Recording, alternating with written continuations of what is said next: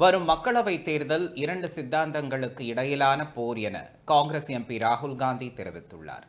இது தொடர்பான அவரது எக்ஸ் பதிவில், இந்த தேர்தல் இரண்டு சித்தாந்தங்களுக்கு இடையிலான போர் என்றும், இதில் ஒரு பக்கம் இந்தியாவை எப்போதும் ஒருங்கிணைத்த காங்கிரசும், இன்னொரு பக்கம் மக்களை பிரிக்க முயல்பவர்களும் இருப்பதாக தெரிவித்துள்ளார்.